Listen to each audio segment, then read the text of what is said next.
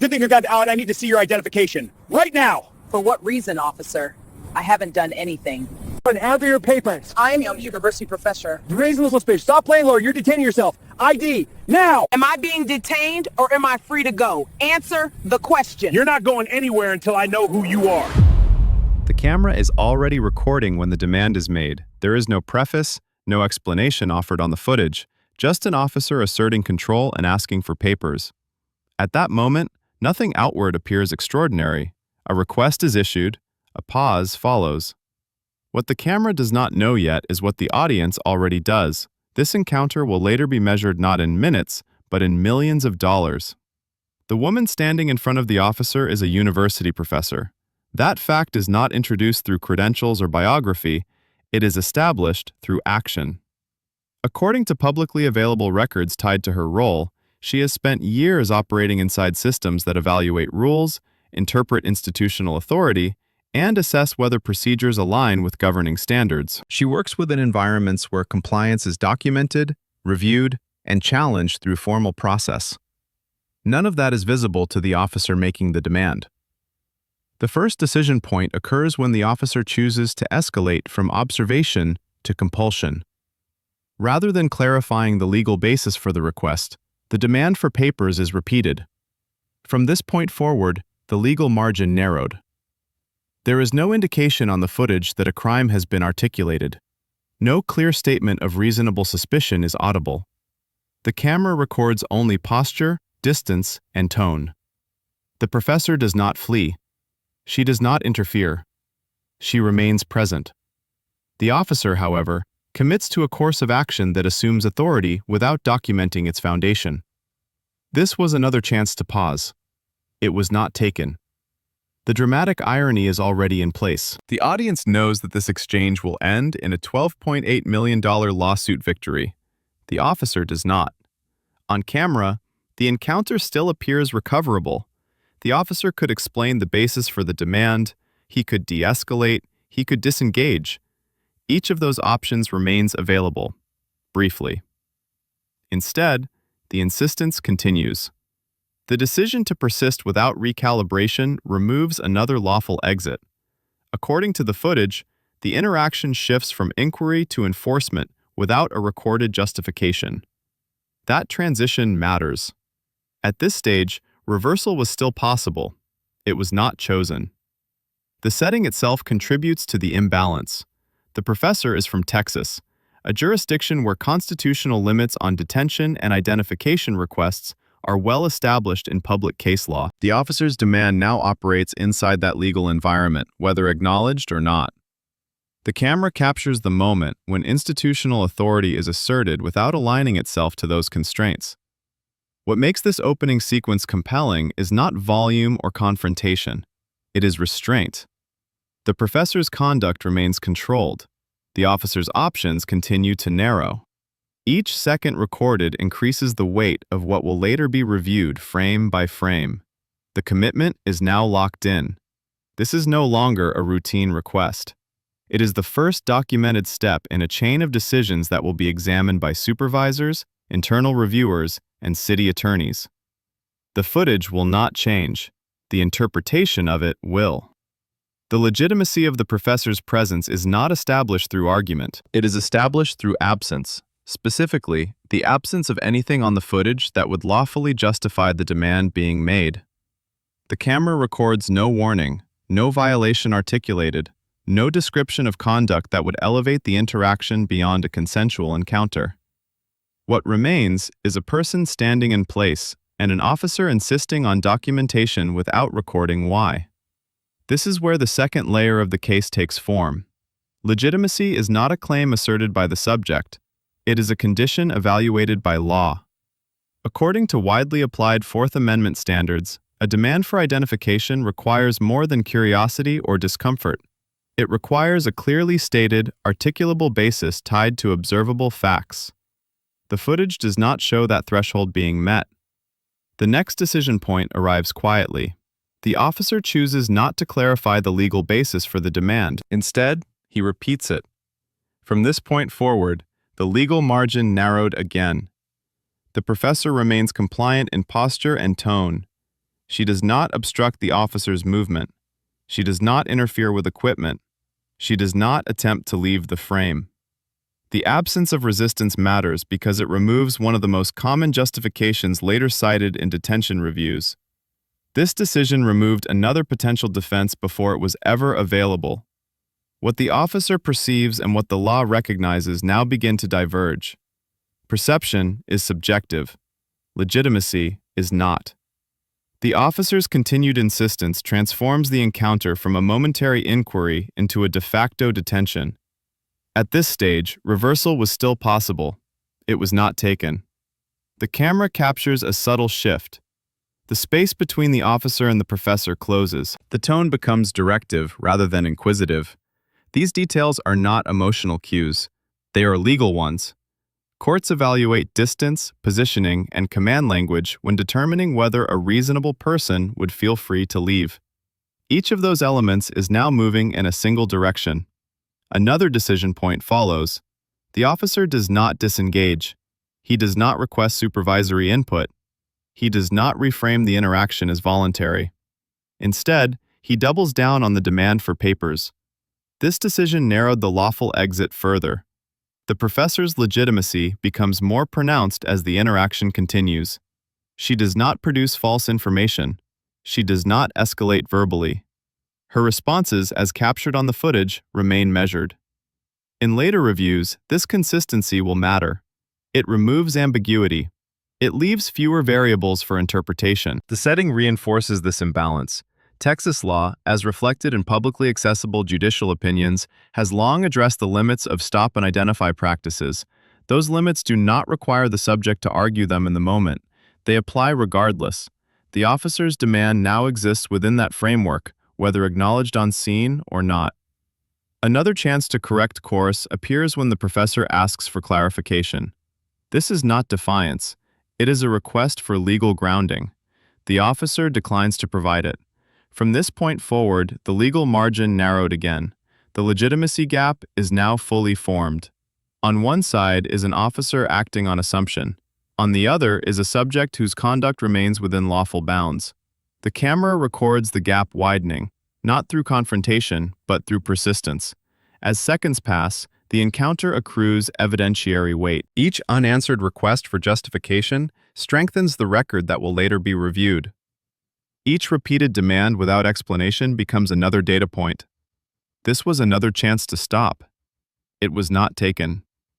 The professor's role as a university academic is not invoked as privilege. It functions differently. It explains familiarity with structured authority, procedural review, and institutional accountability. Those environments reward documentation and penalize unsupported assertions. The officer's actions are now being recorded in a way that mirrors those same evaluative systems. The next decision point is procedural. The officer chooses not to disengage despite the absence of escalating behavior. That choice matters. Prolonged detention without articulated cause increases scrutiny exponentially. At this stage, reversal was still possible. It was not chosen. The legitimacy of the professor's presence remains intact because nothing on the footage undermines it. There is no flight, no concealment, no interference. The law does not require more from her. The burden rests elsewhere now. By the end of this phase, the encounter has shifted irrevocably. What began as a request has become a record. What appeared routine is now preserved for review. The professor's lawful posture remains unchanged. The officer's legal exposure does not. This is the foundation upon which everything that follows will be built. Supervisors will later ask why the demand was made. Reviewers will examine when disengagement was possible. Attorneys will measure each second against constitutional standards. The camera does not answer those questions. It only records who had the chance to ask them and who chose not to. The focus now shifts away from the individual exchange and toward the structure surrounding it. Not motive, not intent, structure. According to standard departmental practice, reflected in public policy manuals across multiple jurisdictions, an officer's actions do not exist in isolation. They operate within a layered system designed to correct, intervene, or halt errors before they compound. The footage shows that system remaining silent. The next decision point does not occur on the street. It occurs in what does not happen next. There is no recorded attempt to consult a supervisor, no radio call requesting guidance, no pause to reassess whether the encounter has drifted beyond its legal footing. From this point forward, the legal margin narrowed again. Departments rely on supervision as a pressure release mechanism. When uncertainty arises, escalation upward is meant to preserve legality, not undermine authority. The officer does not use that mechanism. Instead, control is retained at the lowest level, where the consequences of misjudgment are highest. This decision removed another lawful exit. Context matters here, but only in function, not characterization. The officer is operating inside a system that measures outcomes after the fact. Body-worn cameras exist for that reason. They create an objective record that replaces recollection with review. Every action taken on camera assumes a second audience: supervisors, internal affairs investigators, and municipal attorneys. The officer's decisions now speak to that audience, whether intended or not. Another decision point emerges as the encounter continues without change. The officer maintains the demand without narrowing its scope or articulating its basis. That choice has systemic implications. In later reviews, prolonged insistence without justification is often evaluated as a failure of training application rather than momentary oversight. At this stage, reversal was still possible. It was not taken. The department's role is visible in absence. There is no interruption, no override. No policy safeguard engages in real time.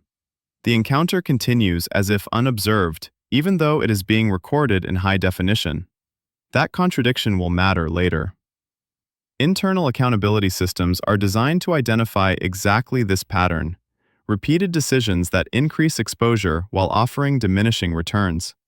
Each additional second of unsupported enforcement increases risk without adding clarity. The officer's continued commitment to the demand reflects a common institutional failure mode, doubling down in the absence of feedback. From this point forward, the legal margin narrowed further. The professor's conduct remains unchanged. This constancy simplifies later analysis. Review bodies look for volatility when assessing responsibility. Here, there is none from the subject. All variability comes from the officer's choices. That imbalance shifts evaluative weight decisively.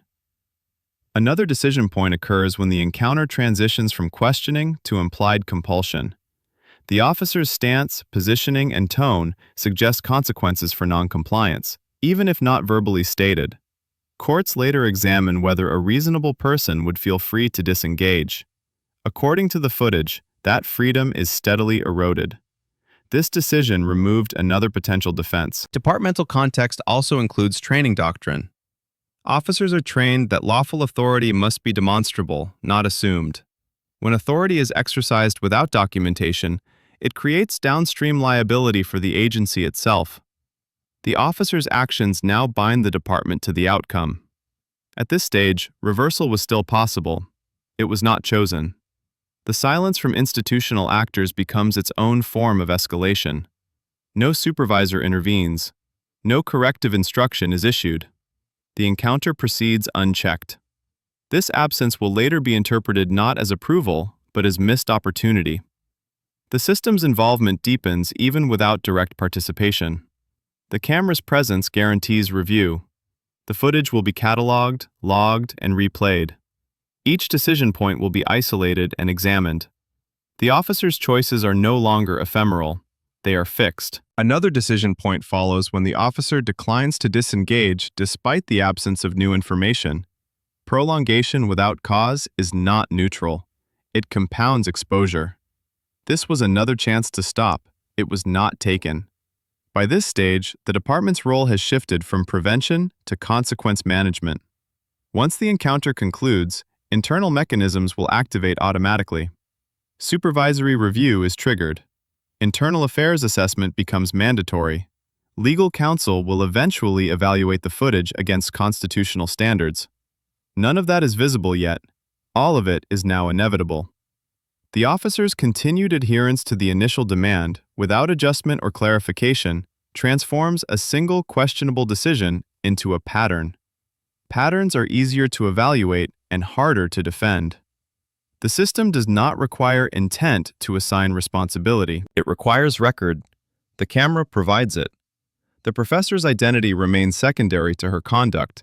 She does not leverage status. She does not escalate. Her consistency sharpens the contrast. The department's exposure grows not because of who she is, but because of what continues to happen to her on camera. As this phase closes, the structure surrounding the officer has failed to intervene. The encounter has crossed from individual judgment into institutional liability. Every subsequent moment will be measured against what could have stopped it here. The system had options. The officer had options. The footage shows which ones were not taken. The escalation becomes visible not through confrontation, but through sequencing. Each movement follows the last without interruption, creating a chain that is easier to trace than to justify. The officer closes distance. The professor remains stationary. The camera captures the narrowing space between them as a physical fact, not an interpretation. In constitutional analysis, proximity matters. It signals control. The next decision point occurs when the officer shifts from conditional language to directive language. Requests become commands. The tone no longer invites compliance. It presumes obligation. From this point forward, the legal margin narrowed. There is still no articulation of cause, no reference to a violation, no explanation that would anchor the demand to an observable fact. The footage records the absence clearly. This is not a question of what is said incorrectly. It is a question of what is not said at all. At this stage, reversal was still possible. It was not taken. The professor's response does not change. Her posture remains neutral. Her hands are visible. Her voice remains controlled. These details are not incidental. Courts later examine whether officer escalation corresponds to subject behavior. Here, the escalation occurs in a vacuum. This decision removed another lawful exit. Another decision point follows when the officer reiterates the demand without narrowing its scope. Repetition without clarification does not strengthen authority, it exposes its fragility. The camera captures the moment where insistence replaces justification. From this point forward, the legal margin narrowed again. The setting amplifies the stakes. This is not a chaotic environment. There are no bystanders interfering. No competing threats divide attention. The encounter unfolds in a controlled space, making each choice more deliberate. In later review, this calm will matter. It removes arguments based on urgency or distraction. The officer's body language changes again. The stance widens. The positioning blocks potential movement. Even without explicit restraint, the implication is clear. A reasonable person would not feel free to leave. This transition is critical. It marks the shift from encounter to detention. At this stage, reversal was still possible. It was not chosen. Another decision point occurs when the officer declines to disengage despite the absence of escalation from the professor. Disengagement is a lawful option. It remains unused. Each second of continued enforcement without cause increases exposure. This was another chance to stop. It was not taken. The professor's consistency now functions as evidence. Her conduct provides a stable baseline against which the officer's actions are measured. There is no new information introduced that would justify the escalation. The footage shows only persistence on one side. From this point forward, the legal margin narrowed further. The officer's commands now carry implied consequences. Even without verbal threat, the structure of the interaction suggests compulsion. Courts later assess whether compliance was voluntary or coerced. The camera captures enough to answer that question without commentary. Another decision point arrives when the officer chooses not to summon supervisory input even as the encounter hardens. This choice matters because it confirms ownership of the outcome. The system offers intervention pathways. They are not used. At this stage, reversal was still possible. It was not taken. The pace of the scene slows. Movements become smaller. Speech becomes more measured. The absence of sudden action creates tension of a different kind. It allows every detail to be seen. The camera does not cut away. The record remains uninterrupted. This slowing is not resolution. It is accumulation. Each quiet second adds weight to what will later be reviewed frame by frame. The officer's authority is now fully asserted without documented foundation. The professor's lawful posture remains unchanged. As this phase concludes, the encounter reaches a point where outcomes are no longer hypothetical. The footage has captured enough to support formal review. The escalation has completed its arc. What remains is evaluation. The camera continues to record. The environment is still. The next movement will not be physical. It will be institutional. The footage does not end when the interaction does. It pauses. The officer steps back. The professor does not move. The space between them widens slightly. No one speaks. The camera records the absence of sound. Breathing becomes audible. Hands lower. Posture shifts from confrontation to stillness. Time stretches without instruction or explanation. No commands are issued. No movement is corrected. No authority is asserted. The camera remains fixed. When motion resumes, it does so outside the frame. What happens next is not physical. It is procedural. The next phase begins with review.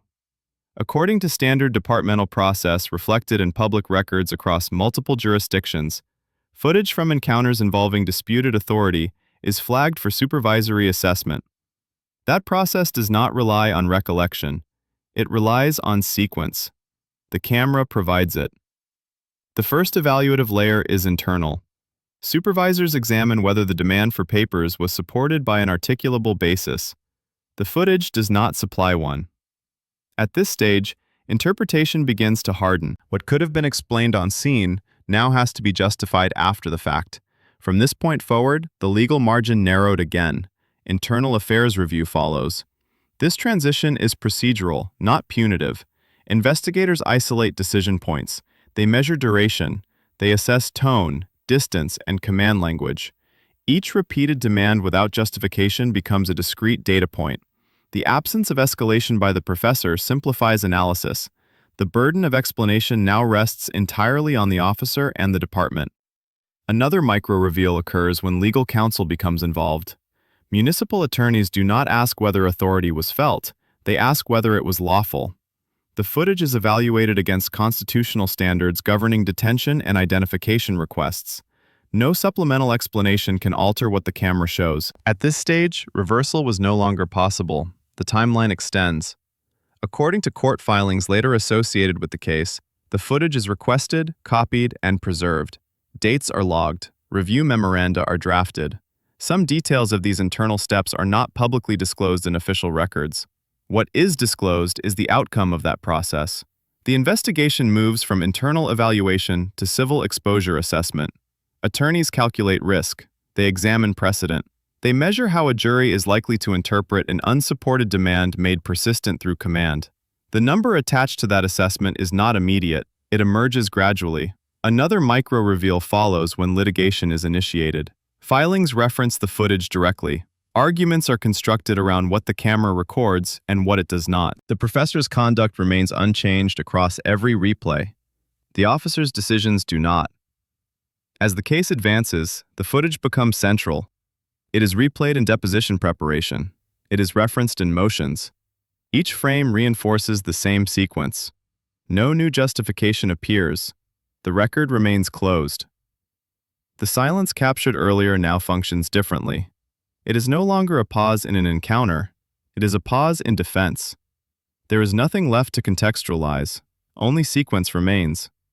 By the time resolution approaches, the system has exhausted its internal explanations. What remains is quantification. The lawsuit does not measure harm in abstract terms. It assigns a figure.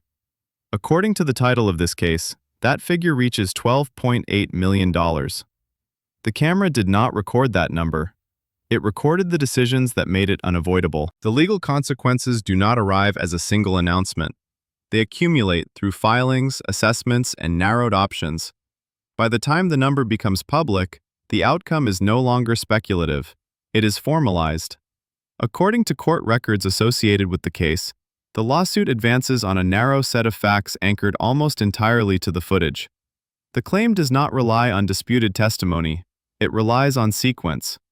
When authority is asserted without articulated cause, and when that assertion persists on camera, the legal analysis simplifies. The standard becomes whether the detention was justified. The record answers that question without inference. Another decision point occurs outside the street encounter, but it carries equal weight. The city chooses how to respond. Early dismissal is considered and set aside. Motion practice proceeds. Each procedural step reflects a calculation. Whether the footage can be reframed in a way that restores a lawful basis for the demand. From this point forward, the legal margin narrowed again. Depositions follow. The footage is replayed. Timestamps are noted. Distances are measured. Tone is compared across moments. The professor's conduct remains consistent in every reference. That consistency removes variability. It reduces defense arguments to justification alone. At this stage, reversal was still theoretically possible. It was not achieved. The city's legal review shifts from defense to exposure management. This transition is not announced publicly. It appears in scheduling decisions, settlement discussions, and resource allocation. Some of these internal deliberations are not publicly disclosed in official records. What is disclosed is the endpoint. Another micro-reveal occurs when negotiations reach their ceiling.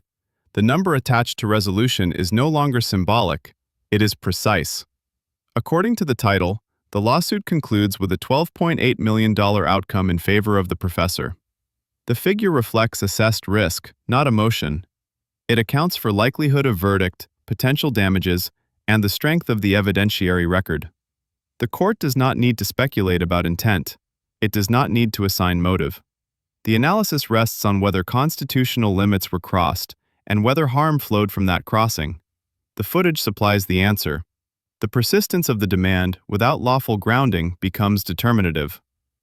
Another decision point closes the sequence when the city finalizes resolution rather than proceeding to trial.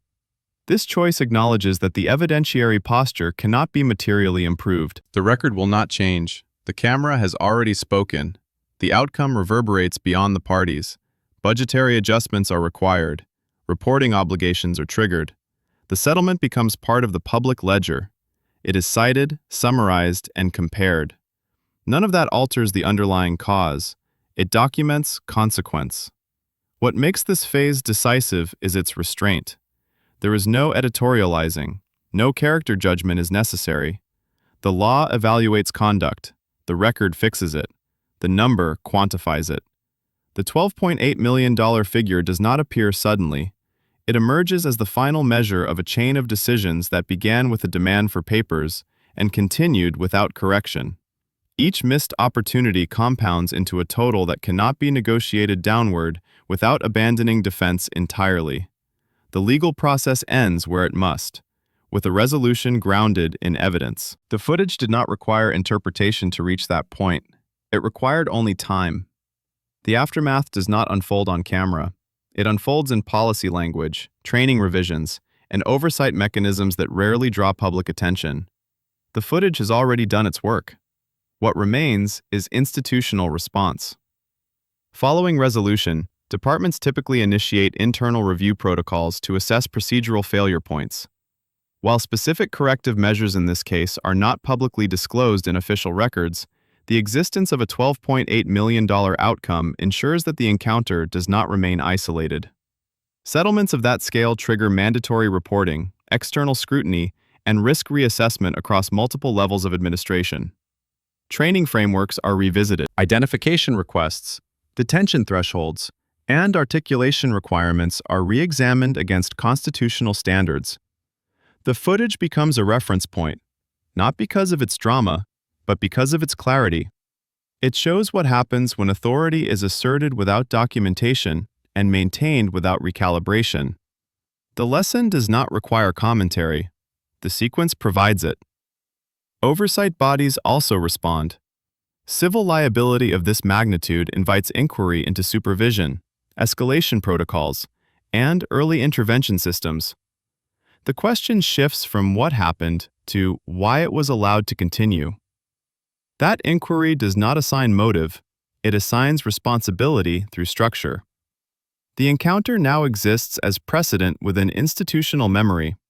Not judicial precedent, but operational precedent. Supervisors reference it when discussing disengagement options. Legal advisors cite it when warning of exposure. Trainers incorporate its timeline into scenario analysis. Each use reinforces the same conclusion. Unsupported authority becomes indefensible authority once recorded. The professor's role in this phase remains unchanged. She does not become a symbol. She remains a participant whose lawful conduct was preserved on camera. The system adjusts around that record, not around narrative. What makes the outcome irreversible is not the amount alone. It is the impossibility of recontextualizing the footage. No later explanation alters what the camera captured. No policy statement retroactively supplies justification. The record stands. In that sense, the footage achieves something rare. It removes ambiguity. It converts a contested interaction into a fixed account. Once that happens, institutional response becomes a matter of alignment rather than debate. This is how systems change quietly, not through spectacle, but through consequence. A demand made without foundation becomes a data point. Repetition becomes a pattern. Pattern becomes liability. Liability forces revision. The camera did not escalate the situation. It documented it. That documentation made the outcome unavoidable.